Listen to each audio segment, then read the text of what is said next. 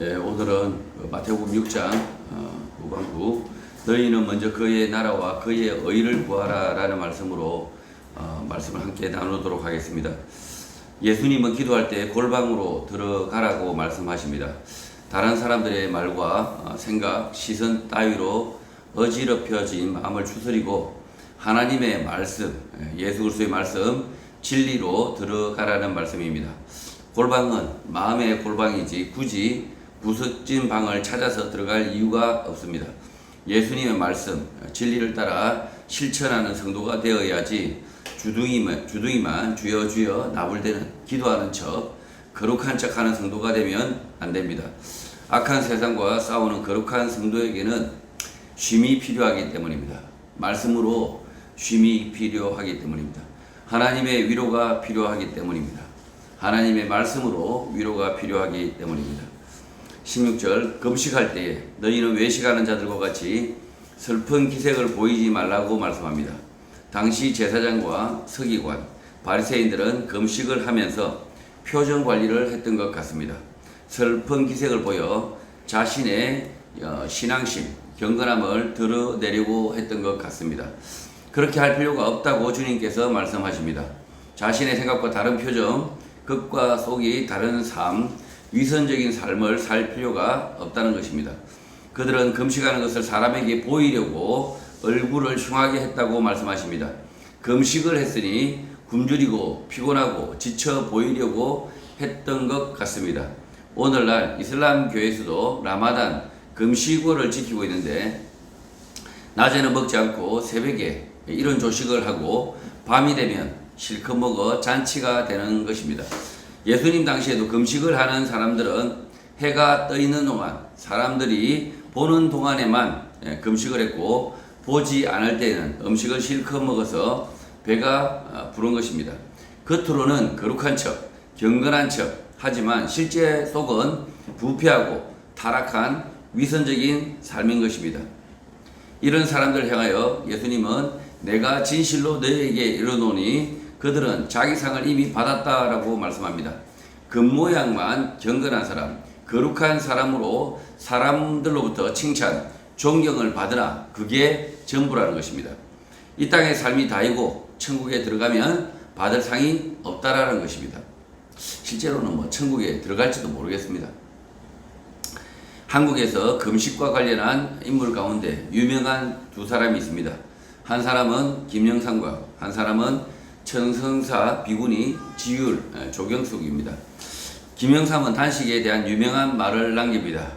굶으면 죽는데 굶어서 죽지 않는 사람은 없습니다. 지율은 100일간 단식을 했다고 하나 단식 방법에 대하여 기자들이 질문을 하였지만 물만 먹었다라고 답하지 않았습니다. 물만 100일 먹어서 살 수 있는 사람은 절대 없습니다. 사람들에게 보여주기 위하여 음식 섭취를 줄여 살이 무척 빠졌지만 결국 사람들을 속이기 위한 고생에 지나지 않는 것입니다. 17절 너는 금식할 때 머리에 기름을 바르고 얼굴을 씻으라고 예수님은 말씀하십니다. 금식을 할 때 머리에 기름을 바르고 얼굴을 씻으면 금식을 안 하는 사람으로 보이는데 그렇게 하라는 것입니다. 18절 이는 금식하는 자로 사람에게 보이지 않고 오직 은밀한 중에 계신 내 아버지께 보이게 하려 합니다. 은밀한 중에 보시는 내 아버지께서 갚으신다고 말씀합니다. 금식의 율법은 원래 자기 자신에 대한 절제를 통하여 고통당하는 이웃을 생각하고 자기 것을 이웃과 함께 나누는 배려의 삶을 살기 위한 것인데 금식의 모양만 취하고 이웃에 대한 배려, 행동은 없었던 것입니다. 금식을 왜 합니까? 금식을 하는 이유는 나의 것을 이렇게 먹을 것을 취하지 않고 그것을 아껴서 다른 이웃에게 나눠주려고 하는 것, 절제된 삶을 살려고 하는 것, 다른 나의 권리를 다 누리지 않고 그 권리를 다른 이웃을 위해서 아껴주는 것, 이것이 금식이고 배려입니다. 그런데 밥만 굶고 아주 탐욕적으로 다른 사람들의 것을 빼앗고 그러면서 금식을 한다? 다른 사람의 생각을 짓밟기 위해서 금식을 한다? 뭐 그런 금식은 위선적인 금식이라는 거죠. 하나마나 그런 금식은 하지 말라는 거죠. 예수님은 이런 위선적 금식을 하지 말고 금식을 하되 진심으로 하고 겉모양은 오히려 금식을 하지 않는 사람으로 보이게 하고 금식, 자기 절제를 통하여 얻는 것은 가족과 이웃과 함께 나누라는 것입니다. 오늘 현대사회는 자기 자신의 만족을 위한 것이 너무나 많습니다. 지나치게 많습니다. 예수님은 이런 자기 만족으로 살아가는 사람들에게 금식할 것을 요구하는 것입니다. 자기 만족을 위한 삶을 중지하고 자신의 믿음을 따라 경건하게 거룩하게 삶을 살라는 것입니다. 거룩한 척, 경건한 척만 하지 말고 진짜 내면의 믿음을 쫓아서 살라는 것입니다. 밥을 먹지 않는 것이 모두 금식이 아닙니다. 건강을 위한 다이어트일 수 있고 너무 배가 부르거나 밥맛이 없거나 귀찮아서 하는 금식도 있을 수 있습니다. 이런 종류의 금식이 아니라 자기 자신만을 살지 않는 내면의 금식, 믿음을 쫓아서 진실하게 살려고 하는 내적 갈급함, 궁핍이 필요한 것입니다. 이 금식의 문제는 결국은 자기 만족, 자기의 유익을 구하는 삶을 중지하라는 겁니다. 이 자기의 이익을 추구하는 그 삶을 중지하고 자기의 기쁨만을 추구하는 이 삶을 중지하고 자기의 누릴 수 있지만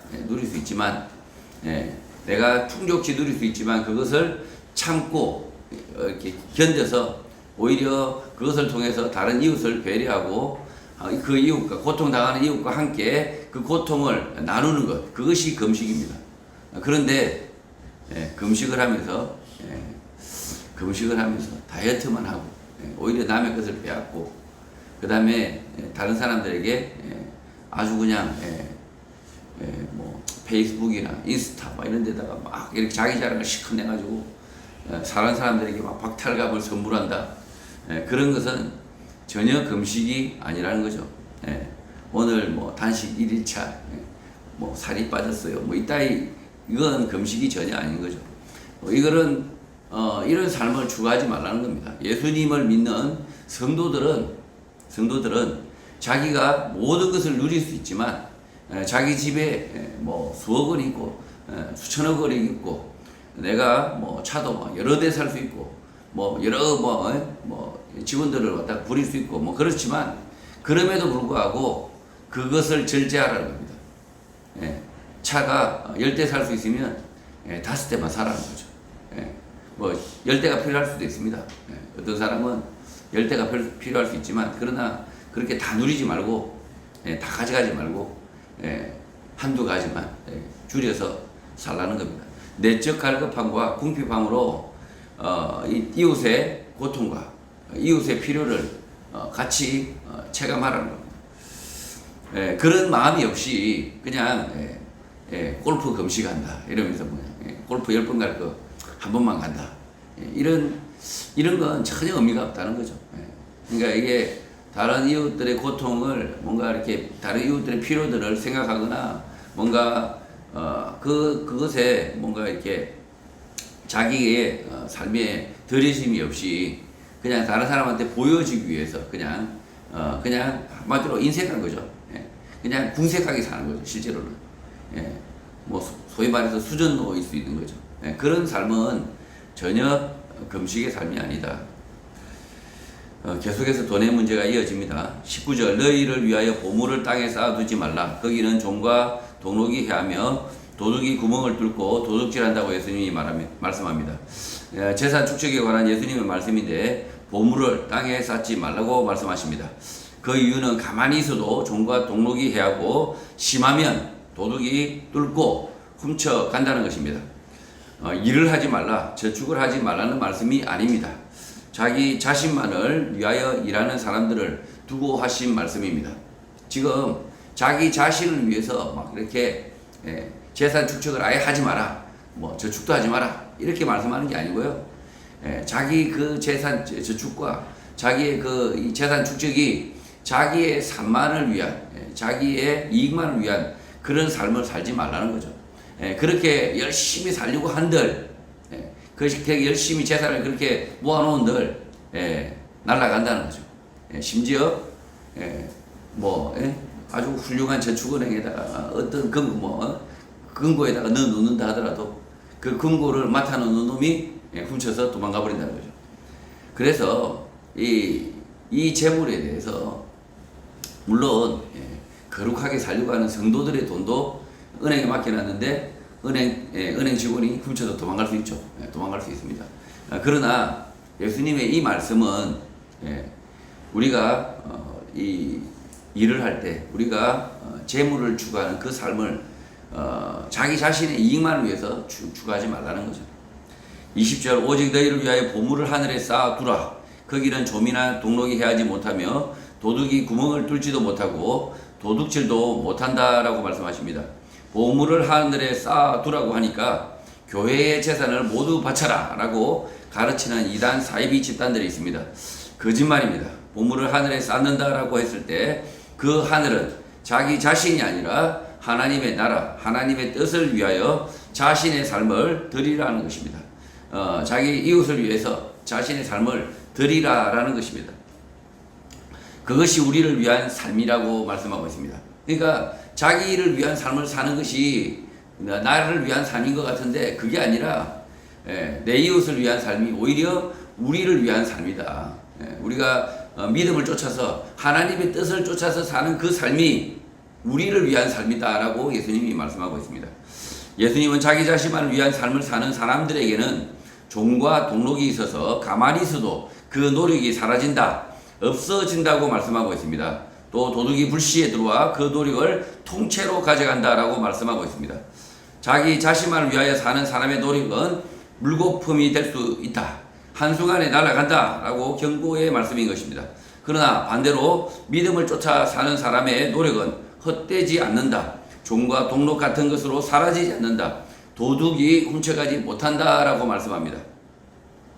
자기 자신을 위하여 사는 사람과 믿음을 쫓아서 사는 사람의 차이는 그 결과이고 하늘과 땅 차이입니다. 자신만을 위한 삶은 자기 자신을 위하여 부지런히 노력하겠지만 한순간 홍수나 지진이 일어나 없어질 수 있지만 믿음을 쫓아서 사는 사람의 삶은 화산 폭발, 쓰나미가 몰려와도 그 노력들은 없어지지 않는다는 것입니다.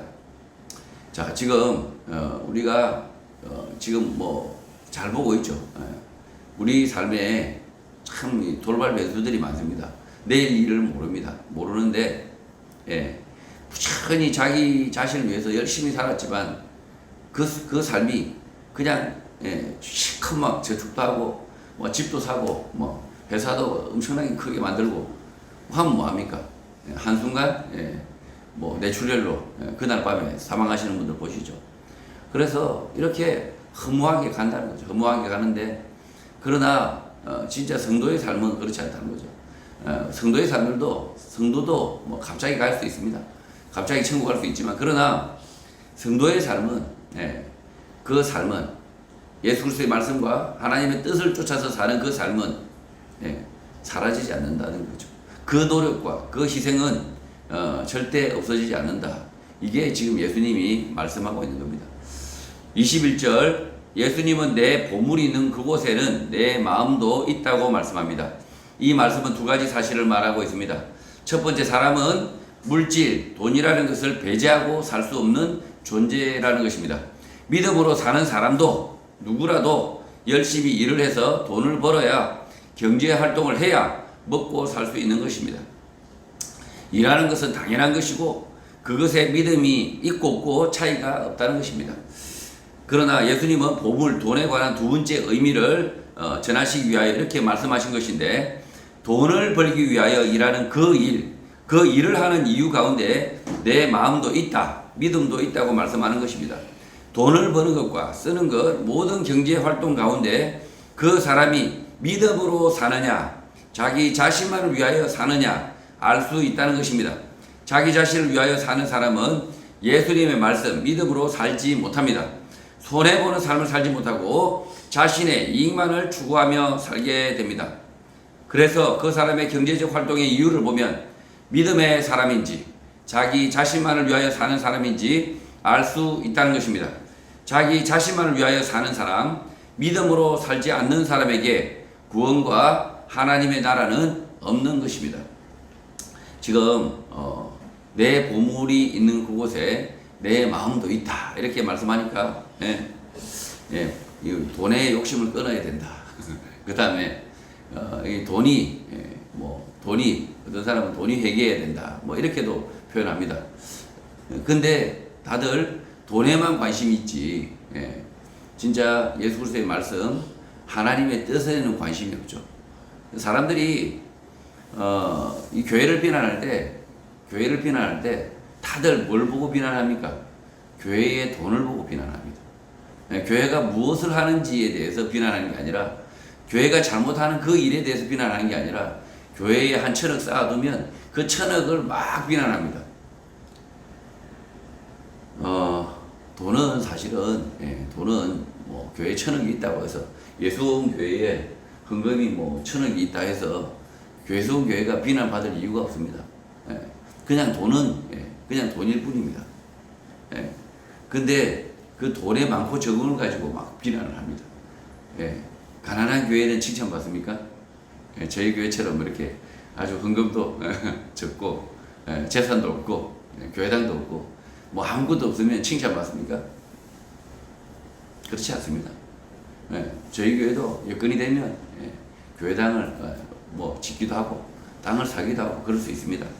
근데 자 그렇게 하는 이유가 중요합니다. 그렇게 하는 교회가 땅을 사고 교회가 건물을 짓고 교회가 헌금을 걷고 하는 그 이유가 중요합니다. 그 이유가 하나님의 나라와 그의 의를 위한 것이다. 그의 의라고 말하니까 뭐 하나님은 의롭습니다. 이미 의롭습니다. 그의 의라고 하는 것은 이 세상의 의입니다. 세상의 불의와 맞서 싸우라는 겁니다. 그래서 교회가 존재하는 겁니다. 그런데 교회가 무엇을 하느냐? 아무 짓도 하지 않으면서 입만 나불나불하면서 의롭다, 거룩하다, 심각한 거죠. 그래서 내 보물이 있는 그것에 내 마음도 있다. 다들 경제활동 하시잖아요. 경제활동 하는데 그 경제활동하는 이유가 뭡니까? 그 경제활동을 하는 이유가 하나님의 나라와 그 의를 구하기 위해서 경제활동을 하고 그리고 우리가 교회로 함께 이렇게 모여서 헌금도 하고 이렇게 우리가 그 길을 도모하는 거지 않습니까? 계속해서 말씀을 드리지만 이런 돈에 관한 그 다음에 뭐 경제에 관한 이런 헌금에 관한 설교를 하면 사람들은 항상 뭐만 쳐다보느냐? 김 장로가 옥집사가 헌금을 얼마 하느냐 요거에만 관심이 있습니다. 그 사람이 무슨 생각으로 살고 있고 무엇을 위해서 일하고 있고 그거는 노관심인 거죠. 노관심. 항상 돈에만 관심 가지는 것. 그 이유는 뭐 때문입니까? 사람들이 교회에 돈에만 관심 있는 이유는 뭘까요? 자기 자신이 자기의 이익을 추구하고 돈만 추구하니까 돈만 눈에 보이는 거죠. 그냥 똥개 눈에는 똥밥만 보이는 겁니다. 그런 것처럼 이 돈의 문제에 질색팔색하는 그런 사람들을 보면 실제로는 예수 그리스도의 말씀 하나님의 뜻을 추구하지 않습니다. 부족하지만 아주 가난하지만 연약하지만 그 다음에 돈에 있고 많으면 중요하지 않고요. 우리가 무엇을 추구하는가, 우리가 무엇을 쫓아서 사는가 그것이 중요하다는 거죠. 22절 눈은 몸의 등불이니 그러므로 내 눈이 성하면 온몸이 밝을 것이라고 말씀합니다. 바르게 보라는 것입니다. 돈이 많으면 잘 살 수 있다. 자기 자신만을 위하여 열심히 노력하면 잘 살 수 있다 라는 생각은 잘못 보고 있는 것입니다. 이러한 눈은 세계관, 가치관, 물질관, 신앙관 등과 같은 말입니다. 바른 관점을 가져야 바른 가치관을 가져야 온몸이 밝게 된다. 바르게 살 수 있게 된다라는 것입니다. 23절 눈이 나쁘면 온몸이 어두울 것이니 그러므로 내게 있는 빛이 어두우면 그 어두움이 얼마나 더하겠느냐라고 예수님께서 물으십니다. 잘못된 관점, 세계관, 물질관, 가치관, 신앙관을 가지면 온몸이 어둡게 된다. 어둠이 심한 삶을 살게 된다는 것입니다. 잘못된 가치관 가운데 하나, 복지에 관한 관점입니다. 국가와 사회가 어려운 이웃을 구제를 해야 한다. 보살펴야 한다는 관점입니다. 비성경적입니다. 성경에서 사람은 스스로 노력해서 사는 것이 우선이고 그렇게 살도록 돕는 것이 우선입니다. 사람은 누군가의 도움을 받아서 사는 존재가 아니라 사람은 스스로 노력해서 스스로 사는 것이 이렇게 스스로 독립해서 사는 것이 사람답게 사는 것입니다. 가만히 앉아 있는데 일하지 않는데 노력하지 않는데 그 사람에게 돈을 주는 것은 그 사람의 인생을 망치는 것이고 그 사람의 삶을 노예로 삼는 것입니다. 무상급식, 기본소득 같은 것들은 사람의 삶을 국가의 지방자치단체의 노예로 만드는 악한 것입니다. 바른 복지의 관점은 뜻하지 않게 강도를 만나 모든 것을 잃어버리고 스스로 살지 못하게 되고 죽게 된 사람을 절대 외면하지 않고 스스로 그럴 수 있을 때까지 일시적으로 도우라는 것입니다. 또 국가와 사회 같은 마음이 없는 조직을 통해서가 아니라 양심이 있는 마음이 있는 개인, 기업, 단체와 같은 사람을 통해서 자발적으로 해야 한다는 것입니다. 억지로 하지 말라는 것입니다. 그러니까 지금 마음은 없는데 억지로 사람들에게 보여야 되니까 기부금 내역서 이렇게 연말에 소득증명해서 뭔가 이렇게 소득공제도 받아야 되고 하니까 그러니까 마음에는 없는데 억지로 하는 것 그것은 하지 말라는 겁니다. 오히려 억지로 하는 그 돈으로 인해서 괜히 엉뚱한 사람들이 노예가 되고 삶을 잃어버린다는 거죠. 실제로 마음이 전달되지 않는 그 돈을 통해서 그 사람들의 삶이 인생이 송두리째 날아간다는 거죠. 마음이 없는데 선한 일을 억지로 하게 되는 것은 위선, 거짓이지 착한 행실이 아닙니다. 그 결과도 선하게 드러나게 하는 것이 아니라 악하게 끝이 날 수밖에 없습니다. 최근 수원 새 모녀가 자살하여 충격을 주고 있습니다. 국가사회의 복지 시스템이 제대로 돌아가지 않아서 그렇다고 이구동성으로 말합니다. 거짓말입니다. 시스템을 아무리 제대로 뜯어고쳐도 그 시스템은 돌아가지 않습니다. 잘못된 복지의 관점을 가지고 있기 때문이고 그 일을 하는 사람들에게는 마음이 없기 때문입니다. 이렇게 마음이 없는 하나님의 마음을 가지지 않는 이런 조직이 한다, 국가가 한다, 천만에요. 그런 구제와 복지는 오히려 그 사람들을 망하게 합니다. 오히려 그 사람들을 잔인하게 그 사람들의 인생을 다 앗아가 버립니다. 저도 예전에 학교에 교사로 잠시 일하면서 차상위 계층 그 다음에 이런 학생들을 제가 상담도 하고 관리도 한 적이 있습니다. 참 마음이 안타깝습니다. 국가의 노예로 전락할 수밖에 없는 거죠. 뭔가 국가가 복지다, 혜택이다 하지만 실제로는 그 사람들이 그 복지와 혜택에 머물게끔 그 복지와 혜택을 받기 위해서 그 자리에 머물게끔 만들어버리는 거죠. 그 자리를 쉽게 떠나지 못하게 만들어버리는 거죠. 그래서 오히려 그 사람들의 삶이 더 피폐해지고 더 계속 장시간 그런 고통의 삶을 살게 되더라는 거죠. 그래서 이 그리스도인들은 마땅히 개인, 교회, 이 마음을 가지고 있는 이런 단체들이 자발적으로 우리가 정말 강도 만난 이웃, 그 다음에 지금 당장 죽게 된 이웃, 그런 이웃들을 섬겨야 되는 겁니다. 스스로 일할 수 있는 그런 사람들을 괜히 우리가 섬겨가지고 그 사람들이 아예 일할 의욕을 다 잃어버리는 것, 그건요 그 사람을 오히려 데려 죽게 만드는 거죠. 아무리 교회가 돈이 수천 원 남아 돈다 하더라도 일할 수 있는 사람에게 거저 주는 것은 그것은 아주 그냥 폐악질입니다. 폐악질. 돈지랄이죠. 돈지랄. 24절 한 사람이 두 주인을 섬기지 못할 것이니 혹 이를 미워하고 저를 사랑하거나 혹 이를 중히 여기고 저를 경히 여김이라. 너희가 하나님과 재물을 겸하여 섬기지 못한다고 말씀합니다. 예수님은 사람이 일하는 이유에 대하여 두 주인이 있다고 말씀하십니다. 하나님과 재물, 돈입니다. 어떤 사람은 돈을 위하여, 자신을 위하여 살고 어떤 사람은 하나님, 믿음을 위하여 산다는 것입니다. 이렇게 사는 사람의 겉모양은 동일해 보이지만 하나님과 재물은 겸하여 섬기지 못한다. 같은 사람이 아니다라는 것입니다.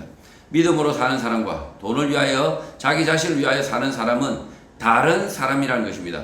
돈을 위하여 살면서 자기 자신만을 위하여 살면서 예수를 믿는다, 하나님을 믿는다라고 거짓말하는 사람들이 많습니다. 겉모양은 주여 주여 하지만 그 사람이 하는 일들을 보면 재물을 주인으로 모시고 사는 사람들인 것입니다. 만몬이죠, 만몬. 예, 만몬. 이 만몬을 섬기는 이유는 뭡니까? 예, 우리가 돈을 섬기는 이유는 뭡니까? 예, 자신을 섬기는 겁니다, 자신. 예, 그 돈이 주는 그 만족감, 예, 풍족감을 누리기 위해서 열심히 돈을 숭배하는 거죠. 예, 열심히 숭배합니다. 예, 그런데 그 재물을 주인으로 삼는 그 사람은 결국 그 자신을 위해 살지만 결국은 그 돈의 노예가 된다. 그리고 그 돈의 노예가 되어서 자기의 삶을 잃어버린다라고 지금 예수님이 말씀하고 있고요. 하나님을 위하여 사는 사람, 하나님을 주인으로 모시는 사람, 예수 그리스도를 주인으로 모시는 사람, 믿음으로 사는 사람은 자신의 삶을 잃어버린 것 같지만 자기를 위해 살지 않지만 오히려 자기의 삶은 고통이 있고 자기의 삶에 불편함이 있고 손해가 있지만 실제로는 그 손해를 보는 삶, 고통이 있는 그 삶, 자신을 잃어버린 것 같은 그 삶 속에 하나님의 영광스러운 삶이 있다. 그렇게 지금 말씀하고 있습니다. 오히려 영광스러운 이 땅의 삶이 그 성도에게 있다라고 지금 예수님은 말씀하시는 것입니다. 25절 그러므로 내가 너희에게 이르노니 목숨을 위하여 무엇을 먹을까 무엇을 마실까 몸을 위하여 무엇을 입을까 염려하지 말라. 목숨이 음식보다 중하지 아니하며 몸이 의복보다 중하지 아니하냐라고 반문을 하신 것입니다. 음식보다 목숨이 소중하고 의복보다 몸이 소중하다라고 말씀하시는데 이 말씀은 목숨, 몸이 소중하다는 것을 말하는 것이 아니라 돈을 위한 삶, 재물을 추구하는 삶, 자기 자신만을 위한 삶은 살지 말라는 것입니다. 먹고 입는 것에 지나치게 염려하지 말고 믿음을 쫓아서 살라는 것입니다. 죄송하지만 믿음을 쫓아서 살아도 먹고 입고 마시는 것에 대한 염려는 없어집니까? 없어지지 않습니다. 우리 예수님이 이렇게 말씀하시는 것은 그냥 먹고 자고 뭐 입는 것이 예수 믿음의 삶을 살면 다 사라진다 라고 말씀하시는 것이 아니라 우리 인생을 살다 보면 어느 순간 막 먹는 것을 먹고 사는 그 일에 매몰이 되어서 왜 사는지 모르는 사람들이 있다는 거죠. 26절 공중의 새를 보라 심지도 않고 거두지도 않고 창고에 모아 들이지도 아니하되 너희 하늘 아버지께서 기르시나니 너희는 이것들보다 귀하지 아니하냐라고 말씀합니다. 돈의 문제로 물질의 문제로 굶어 죽지는 않는다라고 예수님께서 말씀하십니다. 사막 한가운데 있지 않은 한 정상적인 사회 가운데 있는 한 굶어 죽지는 않는다. 공중의 새가 심지도 않고 거두지도 않고 창고에 모아 들이지도 않았는데 굶어 죽지 않는다. 그 이유는 하나님이 기르시기 때문이라고 말씀합니다. 이 말씀을 이 세상에 굶어 죽는 새가 단 한 마리도 없다라고 생각하면 곤란합니다. 굶어 죽는 새도 있고 굶어 죽는 사람도 있습니다. 오늘 이 땅에 굶어 죽는 사람이 없을까요? 하나님이 다 먹이시는데 지금 예수님은 이렇게 말씀하시는 게 아니에요, 사실은. 지금 이 새 한 마리가 다 하나님이 기르시기 때문에 모든 새가 안 굶어 죽는다 이렇게 말하고 있는 게 아니에요.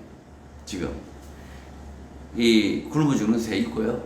지금도 이 땅에는 심지어 굶어 죽는 사람이 있습니다. 저도 사막 한가운데 가면 거기서 빠져나오지 못하면 굶어 죽습니다. 그게 인간입니다. 죽는 것이 절대적으로 잘못된 것이고 나쁜 것이 아니라 누구나 때가 되면 죽는데 새의 대부분은 자연 환경 속에서 굶어 죽지 않는데 그것은 하나님이 먹이셨기 때문이다라는 것입니다. 사람도 마찬가지입니다. 굶어 죽는 사람이 단 한 사람도 없다라는 것이 아니라 대부분의 사람들이 자기 일을 하면 굶어 죽지 않는다. 그 이유는 하나님의 먹여 살리십니다. 하나님이 보편적으로 먹여 살리시기 때문이라는 거죠. 하나님의 도우심이 없으면, 보살핌이 없으면 밤낮 비가 와서 온 우주를 물로 감싸 보십시오. 홍수가 나가지고 노아의 방주 아니면 살 수 없게 돼버리면 전 지구가 그냥 물에 덮이면 살 수가 없잖아요. 그래서 우리가 굶어 죽지 않는 것, 이거 다 하나님의 은혜다라고 지금 말씀하고 있는 겁니다. 대초원에 풀이 나게 하고 그 풀을 초식 동물이 먹고 살고 그 초식 동물이 맹수의 먹이가 되는 것은 하나님의 뜻하신 일이듯이 사람이 사는 것도 같다는 것입니다. 그러니 먹고 살 염려를 안 해도 된다, 죽기야 하겠나 라고 생각하라는 것이 아니라 먹고 사는 문제에 하나님의 섭리가 있다, 하나님의 뜻이 있다. 사람은 새보다 귀한 존재로 굶어 죽을까 염려함으로 살지 말고 하나님의 뜻대로 살라, 믿음으로 살라는 것입니다. 27절 너희 중에 누가 염려함으로 그 키를 한 자라도 더할 수 있겠느냐 라고 물어보십니다. 당시에도 키가 작은 사람들은 볼품이 없었고 키가 크고 싶었던 것 같습니다. 키가 작은데 염려함으로 키가 자라는 경우는 없습니다. 옛날에 개그에 키 컸으면 있었잖아요. 키 컸으면 키 하면서 키 컸으면 이러는데 어느 사회나 적당하게 큰 게 좋은 것 같습니다. 좋은데 어쨌든 그런 예수님 당시에도 키 컸으면 하는 그런 염려가 있었다는 거죠. 사람은 적당한 영양 섭취를 하게 되면 유전자 DNA만큼 키가 자랍니다. 그러나 염려한다고 키가 더 자라지 않습니다. 뜻하는 대로 되지 않는다는 것입니다. 그러니까 유전자가 작은 사람인데 굳이 180, 2m까지 크질 않는다는 거죠. 저는 저도 가만히 보면 클 만큼 컸다, 유전자만큼 컸다, 못 먹어서 안 컸다고 옛날에 생각했는데 요즘에는 생각을 바꿨습니다. 클 만큼 컸다, 많이 컸다, 이런 생각하고요. 제 키가 한 자라도 더 컸으면 어땠을까요? 상당히 뭐가 많이 바뀌었을 거라고 생각을 할 수 있겠지만 그러나 바뀌지 않는다라는 거죠. 키가 더 크지 않는다는 거죠. 사람은 할 수 있는 일과 없는 일을 구분해야 합니다. 하나님이 하시는 일과 내가 할 수 있는 일을 구분해야 합니다. 모든 일을 내가 할 수 없습니다. 그래서 자기 일을 하고 하나님의 일을 일하심을 기다려야 하는 것입니다. 키가 크고 싶다고 기도한다고 염려한다고 되지 않습니다. 하나님의 뜻을 먼저 헤아리라는 것입니다. 자기에게 주어지는 것들은 하나님의 뜻을 먼저 헤아리는 것이 필요한 것입니다. 그러니까 지금 하나님이 내가 할 수 있는 일과 그리고 하나님이 하시는 일은 따로 있다는 거죠. 따로 있는데 이 키 컸으면 이건 한 자라도 더 크는 것은 이건 하나님의 뜻하심입니다. 이 하나님의 뜻하심이 없으면 키가 아무리 크고 싶어도 키가 크지 않는다는 거죠. 그래서 하나님의 뜻을 먼저 헤아려라. 28절 또 너희가 어찌 의복을 위하여 염려하느냐, 들의 백합화가 어떻게 자라는가 생각하여 보라. 수고도 아니하고 길쌈도 아니한다고 말씀합니다. 의복이 귀한 당시에도 벌거벗고 사는 사람들은 대부분 없었습니다. 그러나 돈 있는 사람과 돈 있는 사람의 의복의 돈 있는 사람과 돈 없는 사람의 의복의 차이는 심했는데 오늘날도 마찬가지입니다. 수백만 원짜리, 수천만 원짜리 명품 옷을 입었느냐, 싸구려 몇만 원짜리 옷을 걸쳤느냐에 따라 사람들의 차별적 태도, 시선을 가지게 됩니다. 비싼 옷을 입고 있으면 그 사람을 우러러보고 싼 옷을 입고 있으면 깔보는 게 보통 사람들의 태도인 것입니다. 예수님 당시에도 이런 태도는 만연했으나 그렇게 하지 말라는 것입니다.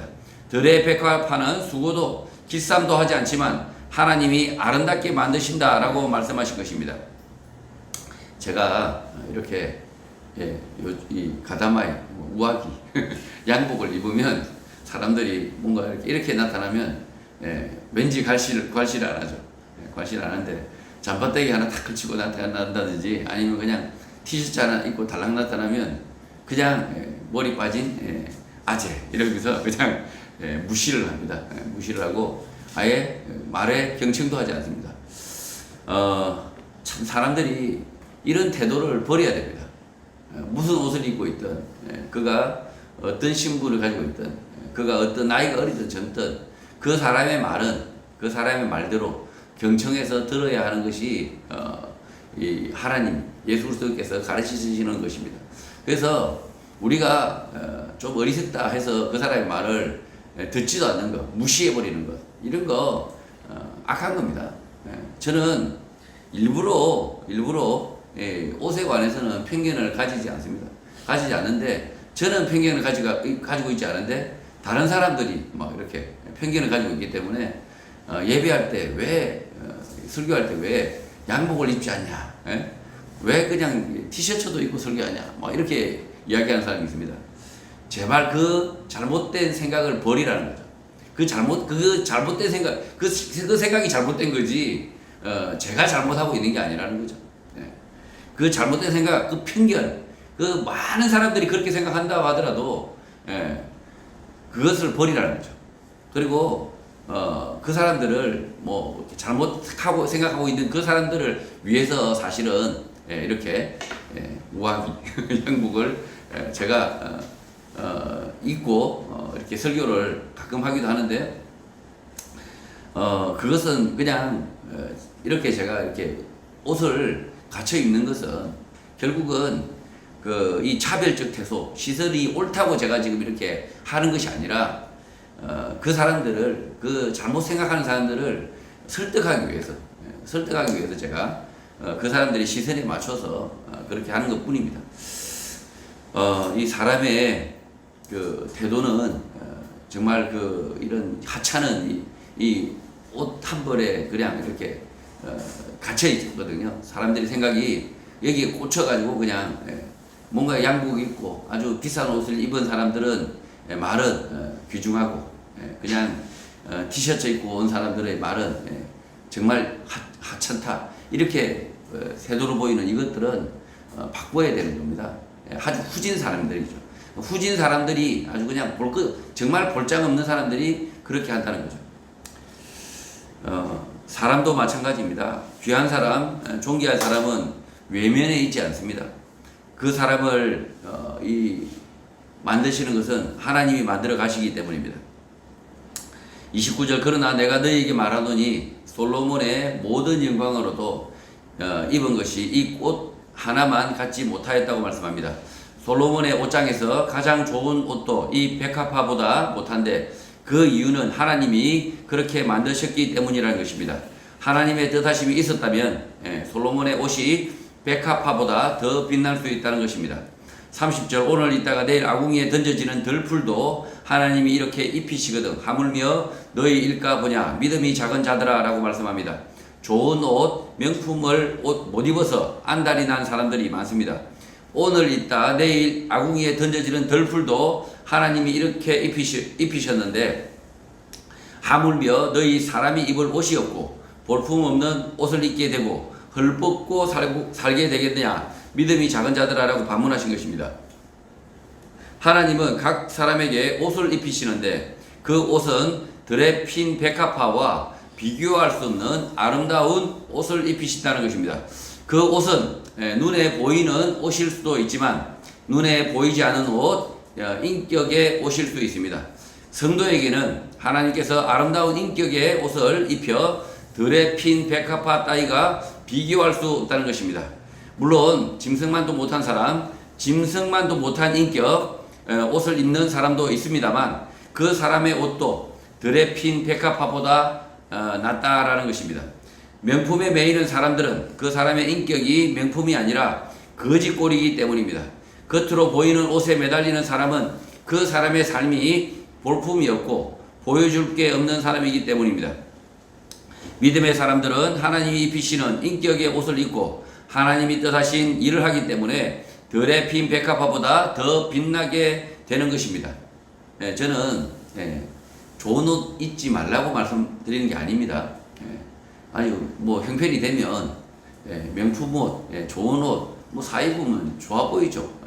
당연히 좋아 보입니다. 당연히 비싸면 좋아 보입니다. 그러나 그 비싼 옷을 입는 것보다 더 입어야 될 옷은 뭐냐? 하나님의 인격을 입으라는 거죠. 하나님의 그 말씀의 옷을 입으라는 거죠. 그 옷을 입으면 드레 핀 백합화, 샤넬 뭐죠? 하여튼 어떤 명품 옷보다 더 빛난다 이렇게 말씀드리고 저는 아주 그냥 명품 옷을 쳐입고 있지만 명품 옷을 쳐입고 있지만 그냥 저질 아주 그냥 아주 품격 없고 아주 그냥 하찮은 사람이 있습니다. 여러분이 아마 잘 알 겁니다. 아무리 명품 옷을 막 이렇게 예쁜 옷을 막 이렇게 입으면 뭐합니까?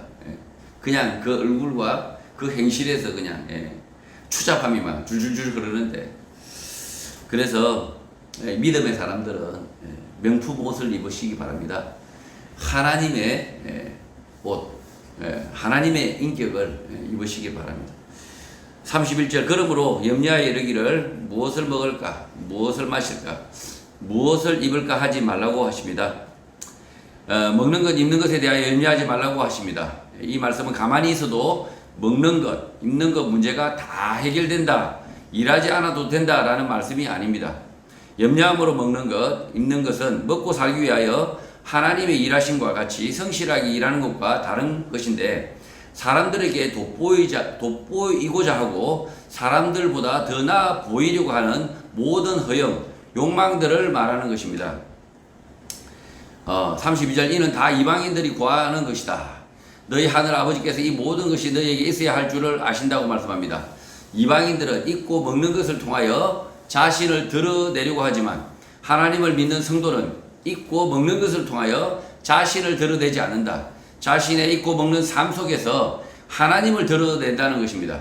하나님은 성도의 삶 가운데 입고 먹는 모든 문제에 대하여 잘 아시고 계시는데 그 성도는 입고 먹는 일이 전부가 아니라 하나님의 뜻을 드러내는 삶을 산다는 것입니다. 아주 추잡한 삶, 그냥 보잘것없는 삶. 그 삶은 하찮은 자기의 먹고 사는 문제, 입고 사는 문제, 그 삶에 얽매여 사는 사람, 하나님의 뜻을 모르는 사람, 그 사람의 삶은 무가치하다고 얘기하는 거죠. 33절 그런즉 너희는 먼저 그의 나라와 그의 의를 구하라. 그리하면 이 모든 것을 너희에게 더하시리라 라고 말씀합니다. 예전에 어떤 목사님이 이 말씀을 축복받는 비결로 설명하는 것을 들은 적이 있습니다. 하나님의 나라와 그의 의를 구하면 세상 모든 것을 다 얻는다. 축복을 받는다는 것입니다. 이 말씀을 축복받는 비결, 돈 버는 비결로 엉뚱하게 가르친 것입니다. 사기고 거짓말입니다. 이 말씀을 이렇게 받아들이면 안 됩니다. 그러니까 이 말씀을 보고 먼저 그의 나라와 그 의를 구하면 이 모든 것을 너희에게 더하신다. 재벌이 되는 비결이다. 이렇게 가르치면 이 말씀을 정반대로 가르치는 거예요. 재벌이 되는 비결, 벼락부자가 되는 비결, 아주 축복받는 비결을 예수님이 이렇게 말씀하고 있는 게 아닙니다. 예수님은 이 축복받는 비결을 말씀하고 있는 게 아니라 그의 나라와 그의 의를 구하는 그 삶을 살라라고 예수님은 말씀하고 있습니다. 모든 성도는 하나님의 나라와 그의 의를 구하라고 말씀합니다. 천국에 들어가고자 하는 성도, 하나님의 나라에 들어가고자 하는 성도는 하나님의 나라, 그의 의, 공의를 구하는 삶을 살라는 것입니다. 그렇게 사는 성도들에게 입고 먹고 사는 모든 것이 당연히 따라온다, 있다라는 것입니다. 염려함으로 입고 먹는 것을 위하여 사는 것이 아니라 입고 먹는 것뿐만 아니라 하나님의 나라, 그의 의를 위하여 살게 된다는 것입니다. 하나님의 의, 공의는 나에 대한 문제가 아니라 사람들의 문제에 개입하는 것입니다. 내 이웃이 도적질을 당하거나 강도짓을 당했는데 모른 척 하는 것은 하나님의 의, 공의를 잊어버리는 이방인의 삶입니다. 그런 이방인의 삶을 살지 말라는 것입니다. 그의 의를 구하는 삶, 손해를 보면서도 하나님의 나라의 법을 만들어가는 삶을 살라는 것입니다. 34절, 그러므로 내일 일을 위하여 염려하지 말라. 내일 일은 내일이 염려할 것이요 한날의 괴로움은 그날로 족하다고 말씀합니다. 이방인의 삶, 자기 자신을 위하여 사는 삶에는 염려와 괴로움이 없습니다. 사실은 이방인처럼 살면 자기 삶에 대해 염려와 괴로움이 없다는 거죠. 적당하게 벌고 적당하게 먹고 살고 이렇게 할 게 있으면 염려와 괴로움이 없습니다. 설사 염려와 괴로움이 있다고 하더라도 그것은 자기 자신을 위한 것으로 당연한 것이고 아예 남을 위한 염려는 없는 것입니다. 성도에게 내일 일에 대한 염려가 있고 오늘 괴로움이 있다면 그것은 하나님의 나라, 하나님의 의를 구하는 삶을 살기 때문입니다. 그 성도에게 주신 예수님의 말씀은 염려하지 말라. 한날의 괴로움은 그날로 족하다라는 것입니다. 성도 여러분, 하나님의 나라에 들어가고자 하는 사람은 하나님의 나라를 이 땅에서 구해야 합니다. 하나님의 나라의 법과 제도, 진리를 이 땅에서 말하며 가르치며 사는 삶을 살아야 합니다. 하나님의 나라를 구하는 사람이 그 나라의 법을 모른다면 그 나라를 구하는 삶은 불가능합니다. 그의 나라는 예수 그리스도의 오심과 그의 말씀으로 이 땅에 오셨습니다. 그의 나라는 예수 그리스도의 말씀을 깨닫고 그의 말씀만을 진리로 믿고 따르는 삶을 통해서만 가능하게 됩니다. 또 그의 나라를 구하는 성도는 불의를 간과하지 않습니다. 불의를 보고 지나치지 않습니다. 의를 위하여 일어나 실천하고 행동해야 합니다. 그의 의를 구하라, 공의를 추구하라는 것은 예수님의 명령입니다. 해도 되고 안 해도 되는 것이 아니라 늙어 죽을 때까지 그의 의를 구하는 삶, 공의를 구하는 삶을 살아야 하는 것입니다. 오늘 대한민국은 온통 불의한 일들로 가득합니다. 죄 없는 사람, 아무런 대가를 바라지 않는 사람, 정직한 성도들이 이 땅의 불의와 맞서 싸워야 합니다. 이 땅의 불의를 보고도 모른 척하는 성도는 예수님도 모른 척할 것입니다. 불의의 치를 뜨는 이웃들에게, 소자에게 냉수를 한 그릇 내미는 정성이라도 보여야 하는 것입니다. 하나님의 나라와 그의 의를 구하지 않는 사람은 성도가 아닙니다. 예수 그리스도의 제자가 아닙니다. 교회의 문제와 국가의 문제, 사회의 문제로 구분을 하고 불의를 방치하는 교회, 이런 불의를 방치하는 성도는 하나님이 외면하는 교회, 성도가 될 것입니다. 교회는 마땅히 정치의 문제, 경제의 문제, 문화의 문제 등 모든 문제에 진리를 드러내고 가르쳐야 하는 세상의 빛과 소금입니다. 빛과 소금이 되어야 할 교회가 말씀에 대하여 무지하고 진리에 대하여 무지하여 엉뚱한다, 오단만을 쏟아내고 그렇게 한다면 쓸모없는 교회, 있으나 마나 하는 교회가 되기도 합니다. 빛과 소금이라는 그 사명은커녕 혼란과 타락의 근원이 되기도 합니다. 오히려 교회가 빛과 소금이 아니라 분탕, 부도덕, 불의, 타락, 부패 이런 근원이 되기도 한다는 거죠. 그럼에도 불구하고 교회와 성도는 세상의 빛과 소금입니다.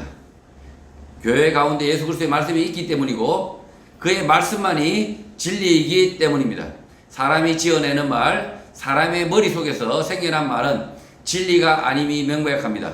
예수 그리스도의 말씀, 진리만을 따라서 그의 나라와 그의 의를 구하는 거룩한 성도가 되시기를 주님의 이름으로 축복합니다.